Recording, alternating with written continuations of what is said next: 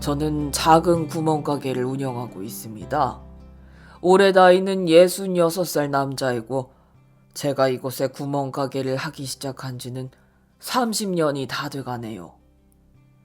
원래는 우리 숙부님이 운영하던 곳인데 제가 숙부님 집에 얹혀서 살다가 숙부님 돌아가시고 나서 제가 구멍가게를 이어서 하게 됐지요. 저는 이곳에 들어온 후 이곳을 거의 벗어난 적이 없어서 이곳이 가난하거나 후미진 곳이라고 생각하지 않는데 사람들은 이곳을 달동네, 판자촌이라고 부릅니다. 여기에는 제대로 된 주택보다는 판자로 대충 이어서 만든 무허가 집들이 많아서 사람들이 그렇게 부르는 것 같았습니다. 우리 구멍가게는 오는 손님들이 빤합니다. 가끔 뜨내기 손님들이 담배 사러, 음료수 사러 오기는 하지만 주로 이 근처에 사는 사람들이 우리 구멍가게 단골 손님이자 우리 가게를 이용하는 사람의 전부이니까요. 손님도 거기서 거기, 파는 물건도 거기서 거기였지요. 그런데 어느 날부터인가 못 보던 학생이 우리 가게에 오기 시작했습니다. 교복을 입은 걸 보니 이 근처 중학교에 다니는 학생인 듯 했습니다. 그 학생은 우리 구멍가게 들어오면 물건은 사지 않고 계속 물건 구경만 하더군요.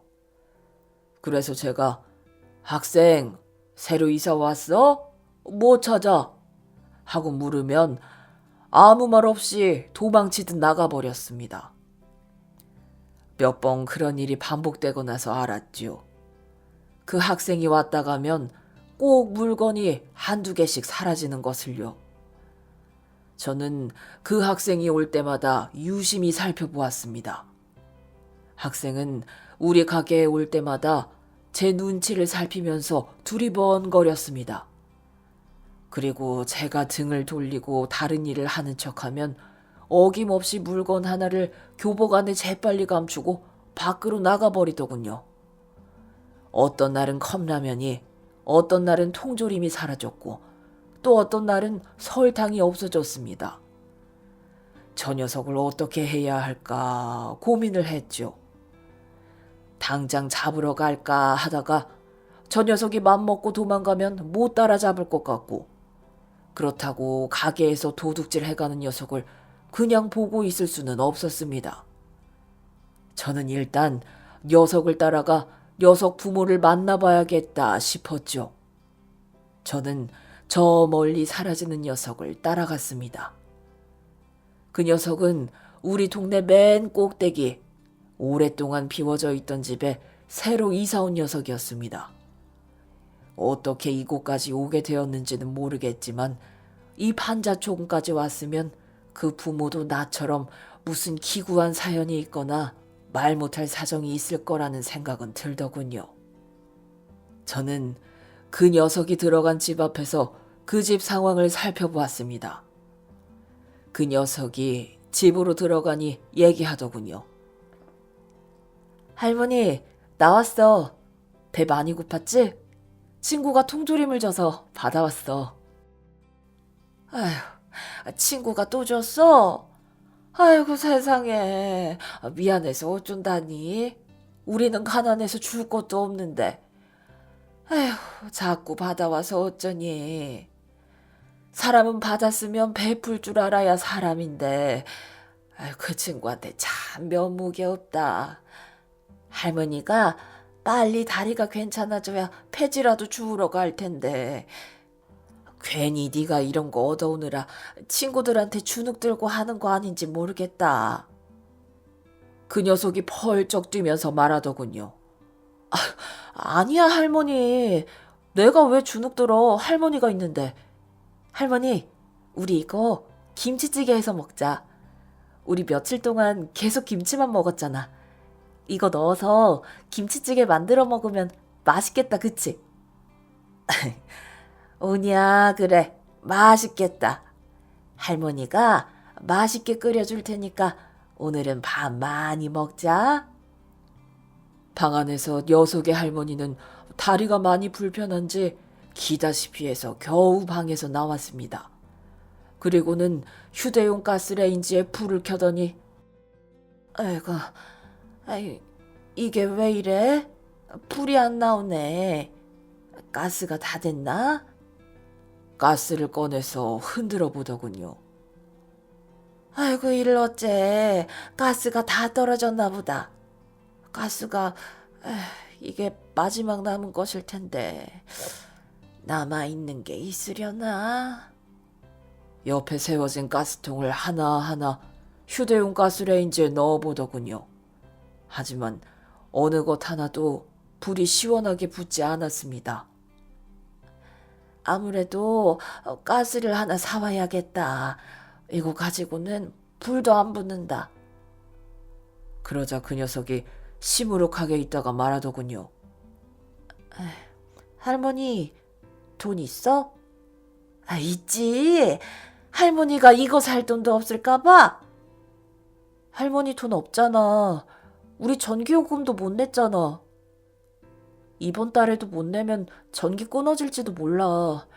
할머니 약도 받으러 가야 되고 쌀도 밥 2번 해 먹으면 없고 다음 달 지원금 나올 때까지 버텨야 되는데 10원이라도 아껴야 되는데. 녀석은 거의 울듯이 얘기하더라고요. 괜찮아. 할머니가 돈 구해볼게. 돈 없어도 오늘 이거는 먹어야지. 우리 손자가 통조림 얻어왔는데 이거 먹고 싶잖아. 이 돈 들고 가서 부탄가스 하나만 사와. 그랬더니 녀석은 풀이 죽어서는 알았어. 옷 입고 하고는 옷을 챙겨 입더군요. 그래서 저는 얼른 도망치듯 내려와 제 가게로 들어왔지요. 잠시 후 그 녀석이 제 구멍가게로 왔습니다. 혹시 부탄가스 있어요? 그래서 저는 말없이 부탄가스를 2개를 주었습니다. 저는 하나만 있으면 되는데요. 하나는 안 팔아요? 하나는 안 팔아. 요새 우리 가게 행사 들어가서 1개 사면 1개는 공짜야. 공짜라는 말에 녀석 눈이 반짝반짝해지더니 의심스럽다는 듯 다시 묻더군요. 1개가 공짜예요? 1개는 얼만데요? 혹시 1개 공짜라고 하면서 2개 값 다 받는 거 아니에요? 저는 속으로 이 녀석 봐라 싶었지요. 의심 많고 아무나 믿지 않고 당돌한 것이 꼭 옛날에 저를 보는 것 같았습니다. 야, 엄마, 내가 대가리 피도 안 마른 놈한테 사기치겠냐? 너는 나이도 어린 것이 무슨 의심이 그리 많아? 어디 가서 사기당하지는 않겠네. 1개 1,000원이니까 1,000원만 주고 가. 그랬더니 녀석은 기분이 좋아 씩 웃으면서 저한테 너덜너덜해진 1,000원짜리 한 장을 주고 뛰어갔습니다. 가게에서 도둑질한 놈 잡으러 갔다가 계획에도 없는 1+1으로 부탄가스 2개나 주더니 이게 뭔 일인가 싶었지만 주고 나니 주길 잘했다 싶은 마음이 들면서 동시에 걱정도 됐습니다. 나도 없이 살지만 저렇게나 없이 살아서 어떡해. 그나저나 부탄가스는 잘 나오나? 혹시 불량은 아니겠지? 김치찌개는 잘 끓여 먹고 있나? 궁금했습니다. 한 번 더 가볼까 하다가 꼭대기까지 갔다 오고 나니 기력이 달려서 관뒀습니다. 그 녀석은 왠지 모르게 자꾸 마음이 가는 녀석이었습니다. 우리 집 물건을 훔쳐갔지만 왜 그런지 밉상도 아니었고요. 한참 클 나이에 오죽 먹고 싶은 것이 많으면 그렇겠나 싶은 마음도 들었습니다. 그 녀석을 보니 제 어릴 때가 생각나더군요. 저는 부모님이 일찍 돌아가셔서 친척집을 전전하면서 살았는데 아무래도 학교 다닐 형편이 아니라 중학교까지만 다니고 고등학교는 검정고시로 끝냈습니다. 친척집에 살 때는 눈치가 보여서 눈칫밥 먹느라 밥 한 번 배부르게 먹어보지 못했고 친척집을 나온 후에는 하루 벌어 하루 먹고 입에 풀칠하느라 바빴습니다. 이렇게 살다가는 평생 가난을 지고 살아야겠다 싶어 건축 설비 일을 하시는 주인집 아저씨를 찾아갔습니다.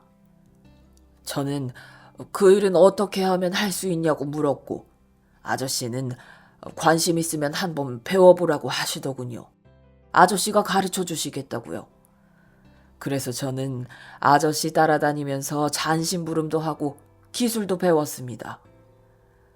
그 일을 시작하고 나니 돈이 들어오기 시작하고 생활이 안정이 되어 갔습니다. 그리고 여자를 만나 결혼도 하게 되었지요.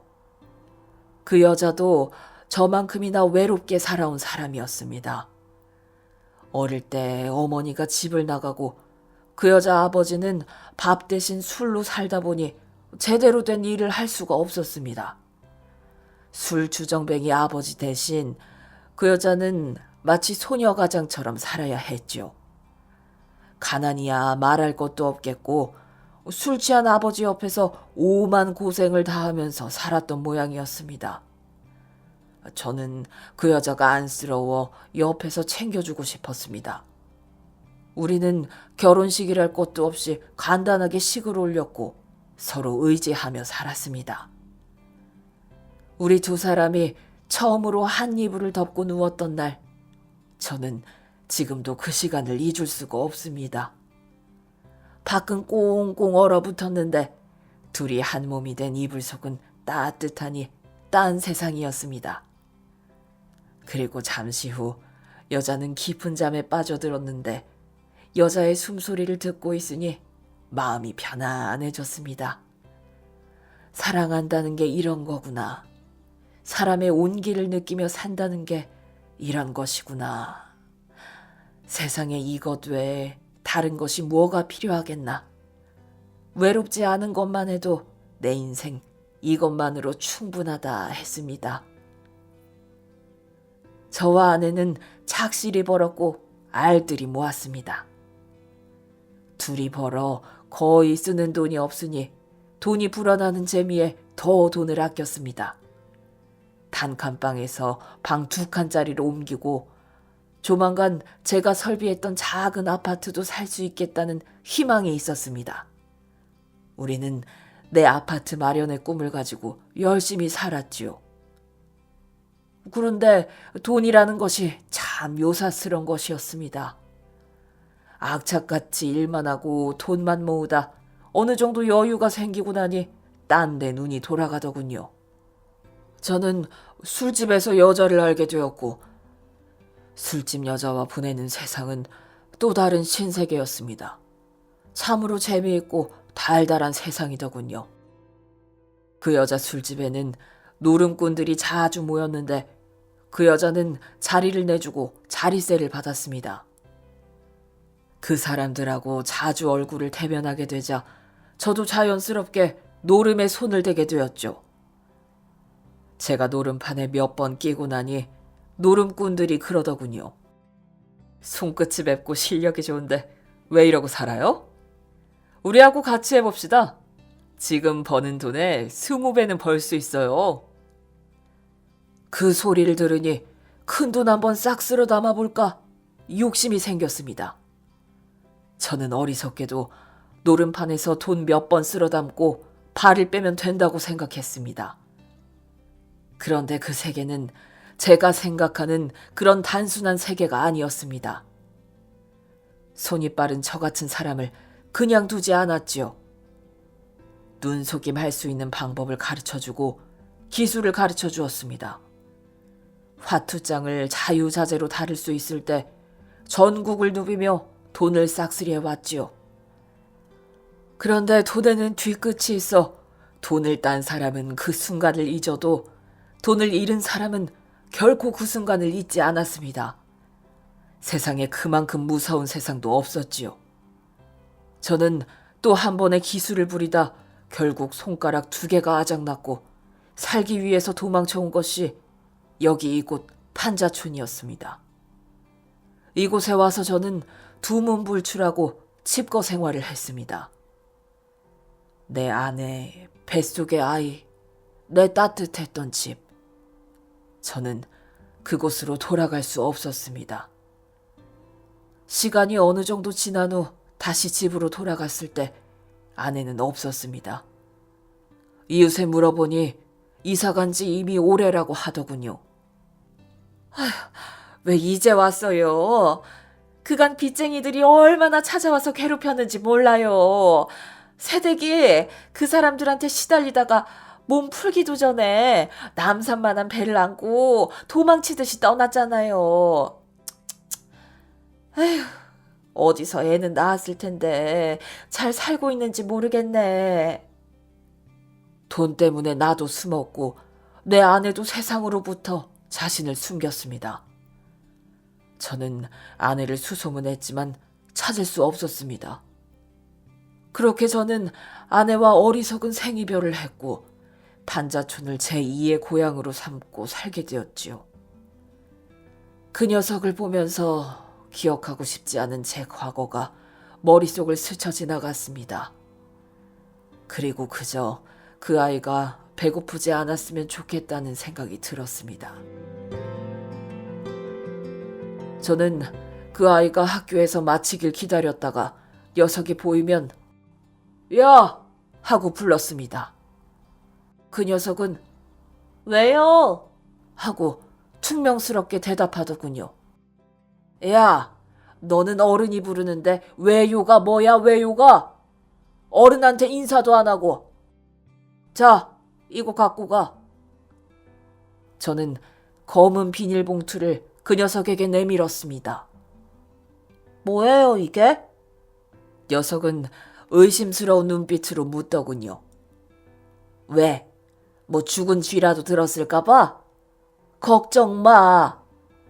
이거 우리 가게에서 팔다 남아서 주는 거니까. 팔다 남은 거요? 못 먹는 거예요? 유통기한 지난 거예요? 야, 인마. 못 먹긴 왜 못 먹어? 유통기한 한참 남은 거야. 너는 어린 녀석이 왜 그렇게 의심이 많아?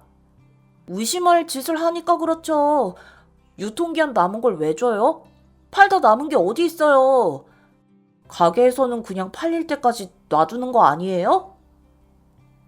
틀린 말은 아니지요. 저는 갑자기 말문이 턱 막히더군요. 그래서 뭐? 싫어? 싫으면 말든가. 제가 다시 뺏으려고 하니 줬다 뺏는 게 어디 있어요, 치사하게. 안녕히 계세요. 하고는 돌아서 가버렸습니다. 그 뒤로 저는 그 녀석이 학교 마치고 집으로 갈 시간 보일 때마다 그 녀석을 불렀고 어떤 날은 빵, 어떤 날은 통조림, 어떤 날은 라면. 나도 먹고 살아야 되니 많이는 못 주고 2인분 분량으로 맞춰서 주었죠. 그때마다 그 녀석은 또 왜 줘요? 하고 퉁명스럽게 물었지만 돌아서는 발걸음은 가벼워 보였습니다. 그리고 무엇보다 그 아이가 몰래 우리 가게로 와서 눈치를 보며 물건을 훔쳐가는 일이 없어 좋았습니다. 그렇게 한 달 넘게 지났을 겁니다. 가게에서 라면을 끓여 먹고 있는데 그 녀석이 왔더군요. 왜? 할 말 있어? 나 라면 먹어야 되니까 그냥 얘기해. 라면 먹으면서도 다 들려. 저는 녀석이 있는 쪽을 쳐다보지도 않고 라면을 먹었죠. 그랬더니 녀석이 그러더군요. 할머니, 저 할아버지야. 저 할아버지가 먹을 거 줬어. 그제야 저는 저 녀석이 혼자 온 게 아니고 할머니를 데리고 왔구나 싶어서 라면 먹다 말고 녀석이 있는 쪽을 올려다봤습니다. 그리고 그 순간 저는 헛것을 잘못 봤나 했습니다. 그 녀석 옆에 서 있던 그 사람은 내 아내, 뱃속에 내 아이를 임신했던 그 사람이었습니다. 저는 먹던 젓가락을 놓고 그 사람에게 다가갔습니다. 에이, 세상에, 아이고 세상에, 살아있었구만, 살아있었어. 난 모르겠어? 나 누군지 못 알아보겠어? 그러자 머리가 하얗게 새어 산발이 된 그 사람은 나를 한참 쳐다보더니 설마 하고는 말을 잇지 못했습니다. 그래 나야. 나 알아보겠어? 내가 누군지 알겠어? 아니 어떻게 당신이 여기? 아이고 죽은 줄 알았어요. 아무리 기다려도 안 오고 험한 사람들만 계속 찾아오고 아이고 죽은 줄 알았어요. 어디 지도새도 모르게 어디 산에 묻힌 줄 알고 산짐승 밥이 된 줄 알았어요. 그 사람은 눈물을 뚝뚝 흘렸습니다. 이렇게 살아있었네. 이렇게 살아있었으면서 어떻게 나를 한번 찾아오지도 않았어요. 내가 얼마나 기다렸는데. 애는 뱃속에 생겼고 사람들은 계속 찾아오고 얼마나 기다렸는데. 어떻게 이래요. 어떻게 이래요. 그 사람은 주저앉아 버렸습니다. 많이 기다렸던 거 알아.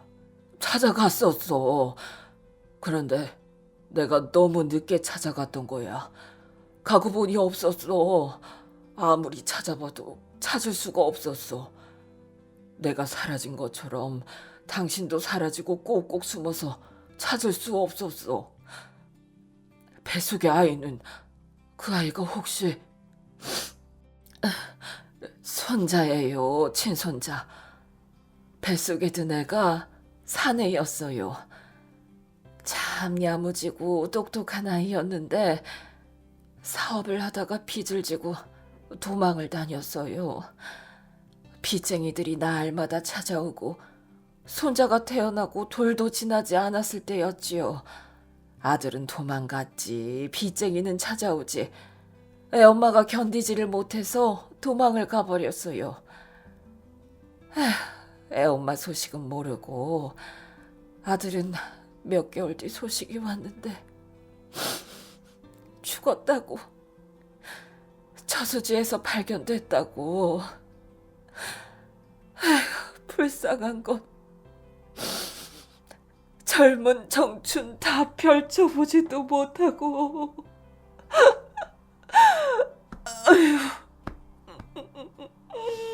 아이고 불쌍한 것. 그 사람은 속에 엉어리져 있던 울음을 토해내었습니다. 그 후에 이 사람이 손자를 계속 키웠고 식당에서 설거지 일부터 시작해서 식당에서 주방일, 남의 집살이까지 온갖 일을 다 했다고 했습니다.